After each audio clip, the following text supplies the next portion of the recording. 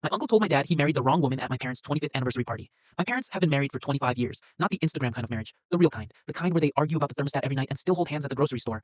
My dad forgets anniversaries. My mom reminds him by leaving the calendar open on the fridge with a date circled in red marker. He's never missed one because she never lets him. The party was my mom's idea. She planned it for 3 months, 60 guests, a slideshow. She spent 2 weeks editing a cake that cost more than my first car. She rented a venue. She made a playlist. She bought a new dress and asked my dad if it looked good. He said, "You look like the day I married you." She cried. He meant it. That's who they are. My Uncle Dean is who he is too, and who he is a problem. Dean is my dad's younger brother. He's loud. He's charming when sober. He's a disaster. After 2 drinks, he once told a priest his sermon needed tighter pacing. He told my cousin her wedding vows were a bit generic. He has opinions about everything and a filter for nothing. He's the family member people love from a distance and fear up close. He showed up 40 minutes late. Already had a few drinks somewhere else. He walked in, hugged my mom, and said, "2 years. Wow. Feels longer, right?" My mom laughed. She shouldn't have. It was a warning shot. Speeches started. My sister gave a beautiful toast about growing up watching them love each other. My mom's best friend told the story of their first date. My dad almost fell off a chair trying to impress her. Everyone laughed. Everyone cried. The slideshow played photos from the wedding from our childhood from last summer. My mom leaned into my dad's shoulder. It was perfect. Then Dean grabbed the microphone. Nobody gave it to. He took it, walked to the front of the room like a man who'd been waiting all night for this moment, and he had to. My brother Mark and his beautiful wife. 25 years.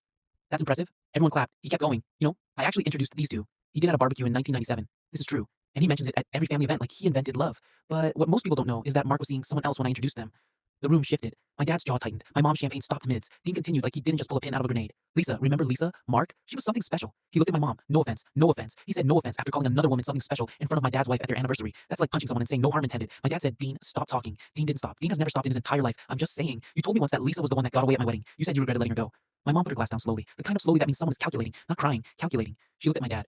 "Who's Lisa?" My dad said, "Nobody." Dean said she wasn't nobody. She was Dean. 60 people in that room, not one of them breathing. The slideshow was still playing behind Dean's head. A photo of my parents' wedding was on screen. My mom in her dress, my dad in his suit, both of them smiling, while Dean stood in front of it, telling everyone the groom had regrets. Then my grandmother stood up. 82 years old, 4 to 11 in, moves slow but hits fast. She walked to Dean, took the microphone out of his hand like she was confiscating a toy from a toddler. She looked at him and said 5 words. "Lisa married a dentist. Sit down." Then she turned to the room. "Lisa sends me a Christmas card every year. She's fine. She has 2 kids and a nice house in Ohio. She's very happy. My son chose his wife. That's the end of it." She handed the microphone to the DJ and said, "Play something loud. Grandma knows Lisa." Grandma gets updates from the alternate timeline and she shut the entire thing down in under 10 seconds. The music started. People danced. Dean sat in the corner drinking water because someone took his wine glass. I think it was Grandma. That woman runs this family from a recliner and nobody questions it. The car ride home was the quietest 25 minutes of my parents' marriage. My mom stared out the window. Then she said, "Do you regret it?" My dad didn't hesitate. "I regret not punching Dean. That's not what I asked. I chose you. Every morning for 25 years, I chose you. Lisa chose a dentist in Ohio. I chose you. If 25 years of showing up every single day isn't an answer, I don't have a better one." My mom was quiet. Then she said, "I want a new kitchen." My dad said, "Done." That's how my dad bought his way out of a scandal he didn't create. The renovation cost $28,000. My dad didn't flinch. Cheaper than a divorce. Smarter than arguing. Dean has not been invited to anything since. He texted my dad last month. "Are we good?"